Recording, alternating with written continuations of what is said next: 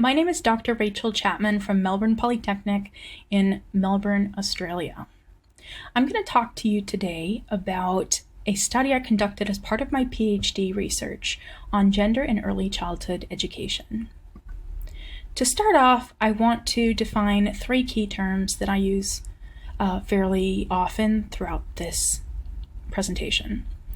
First, sex, referring to biological differences, then sexuality, referring to sexual preferences, and gender, societally and individually constructed identities.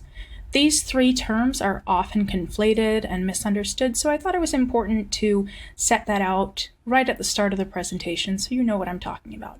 Looking at these pictures, I'm sure it's a pretty familiar scene for a lot of you. Those toy aisles filled with pink and blue toys, they give a pretty clear message, a message of this is where you're supposed to shop and what you're supposed to buy. So why am I doing this research?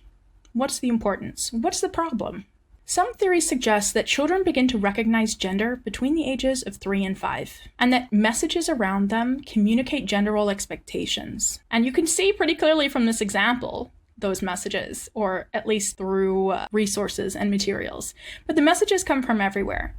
And some researchers believe that children may accept these messages or reject them if children have pre-existing understanding of what their gender role is or should look like. The problem is these expectations can be pretty rigid and binary, and if the children do take them on, that can potentially have harmful effects for children who don't feel like they fit within this binary. And it's interesting to note that when we're looking at education sectors, the role of gender in early childhood has actually received less attention than other education sectors, which is kind of bizarre when you think about the research that says that children really begin grappling with and trying to understand gender between the ages of 3 and 5. So it stands to reason that we really should have more practice or more explicit practice about early childhood education related gender topics. The fact is that whether there's a dedicated focus on gender identity in early childhood education, children are going to become aware of gender and they're going to try to understand it.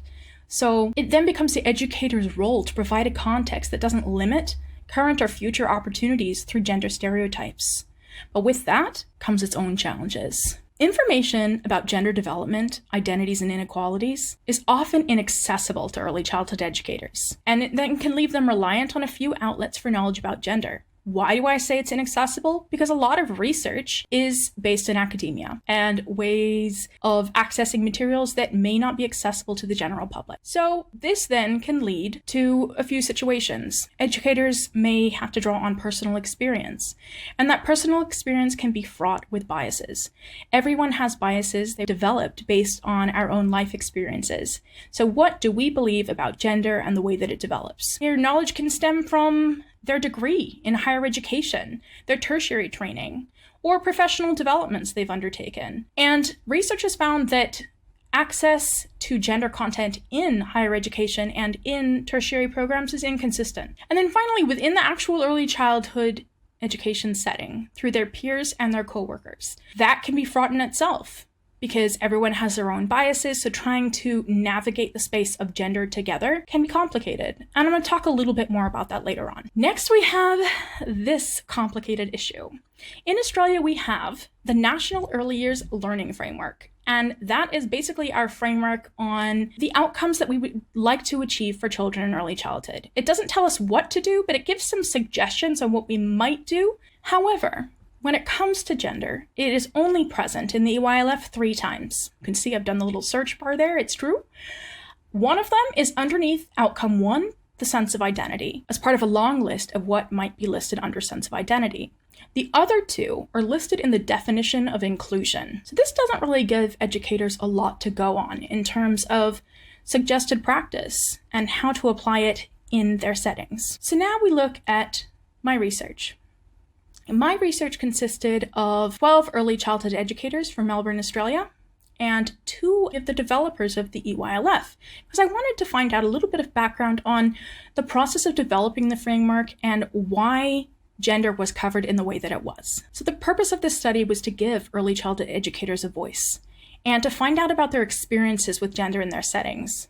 the supports that are available to them, the different challenges they may face, and what they feel they need to provide gender equity in their programs. And a big part of that was looking at the EYLF. So the methodology of this research included feminist post-structuralism and queer theory as my theoretical approach. And that included Butler's theory of performativity to examine how gender roles are enacted.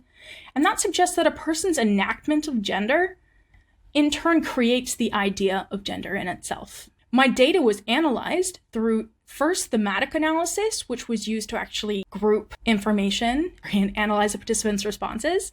And then I used feminist post-structuralist discourse analysis to analyze the data and identify and examine the dominant and competing or oppositional discourses. What are discourses? They are socially constructed meanings, rules, or conventions. So ideas that we may not even realize are present in society, but they are often linked to the way that we act, the way that we think, the way that society functions. So first, I looked at my data and I broke down the themes of content being covered, and then I started to look a little bit deeper at the discourses that were underlying the responses or that were deployed within the responses. The EYLF developers discussed the challenges related to constructing the EYLF, including length requirements. At one point, it was actually over 100 pages, when they were supposed to cut it down to 20. However, I was informed that they ended up compromising with 47, so at least there's that. Another thing included political pressures, and that's a big one.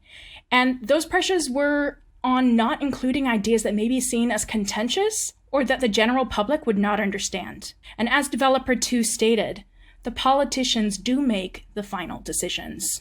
Looking at the educator responses, some of the key topics they covered included the influence of society, culture, popular culture, media, and more on gender development. They looked at conflict and confusion and interactions with family related to gender, conflict and disagreement with colleagues related to gender, the enactment of gender roles through materials, play, and in early childhood spaces, and the training and support that they have and that they feel is needed.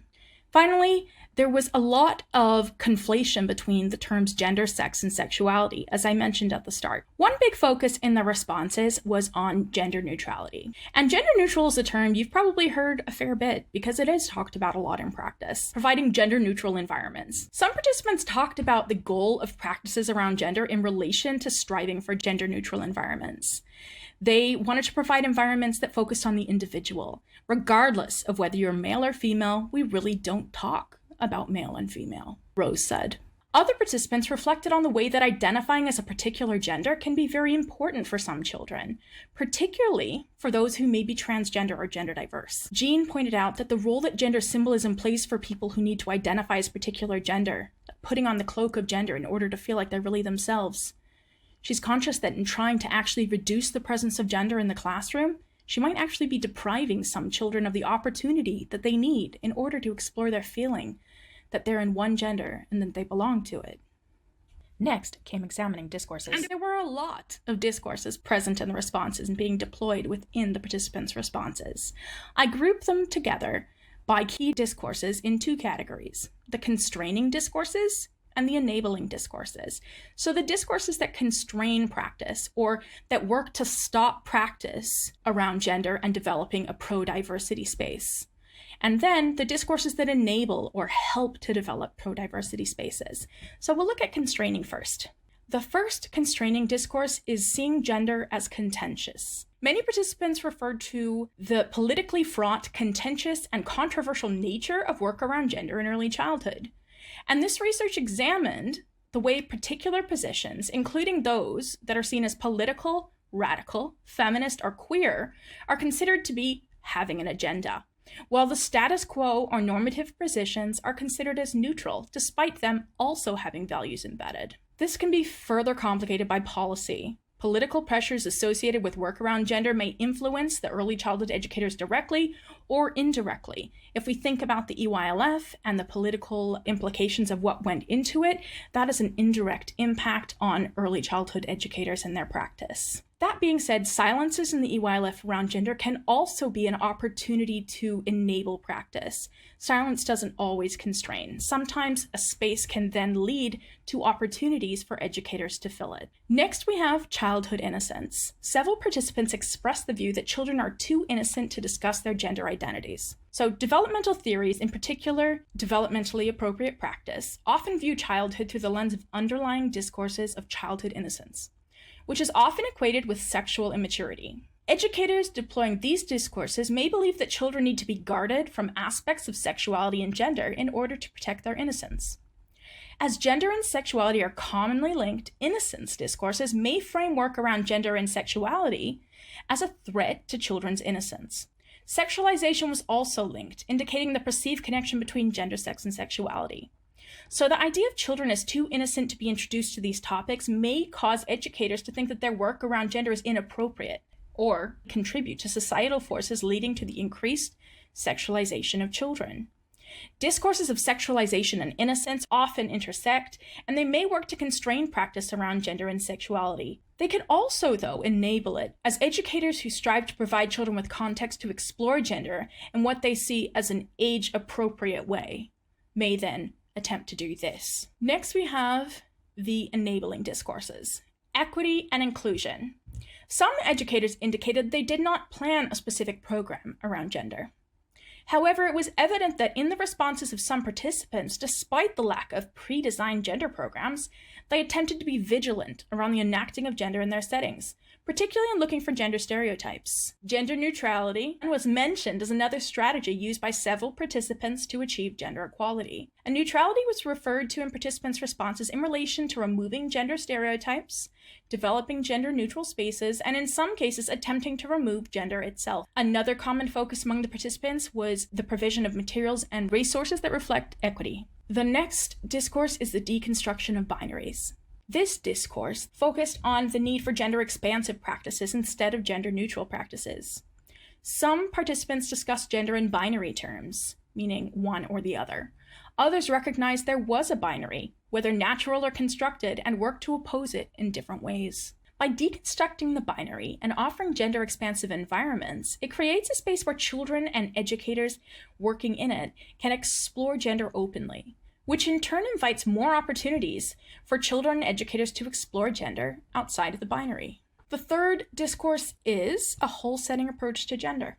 Gender-expansive work requires support at the whole center level, partnerships with families, and relationships with colleagues in management. Additionally, support is necessary at a political level through center-wide and national policy. The participants refer to conflict with colleagues, management, and families in the area of gender, and it's important to consider the practices that support working relationships at these levels. Conflict with family was commonly discussed. Participants referred to walking the line between the ideas of the parent as the expert of their child and educator as the expert. They wondered, who do they prioritize? The child's sense of identity or the family's preferences about the way it's enacted? Colleagues were a situation as well, considering generational differences and different understandings of gender. Participants wondered how to navigate this space. It is necessary to develop a philosophy and consistent approach in each setting to support educators to know what should be done and how to do it. Philosophies inform parents of a setting's approach to gender and all sorts of other things, and that can support educators if conflict occurs. Finally, we have gender as part of holistic practice. Gender should be viewed holistically rather than tokenistically. It's important to integrate it into all elements of practice. It can be integrated across all aspects of practice like materials, resources, various elements of the program, and reflective practice. Including gender explicitly within holistic practice could legitimize it as part of educators' professional practice, which would then lead to a stronger focus on gender within professional development, within workspace policies, collaborative work, and in teacher education. The inclusion of gender in teacher education is likely to encourage pre-service educators to reflect on their own experiences with and understanding of gender, which is the first step for engagement with work around gender. So the implications of these research findings. Gender is a critical area of practice in early childhood education that needs to be addressed further in policy and practice. Ongoing gender-expansive practice is needed in early childhood settings. Educators require clear guidance on how to do it, which may come through policy documents, professional development, resources, tertiary training, and support from the work setting at all levels. The existence of gender should not be ignored, but needs to be acknowledged and addressed holistically in practice, as we would with all other areas of practice in early childhood education. Thank you very much for listening.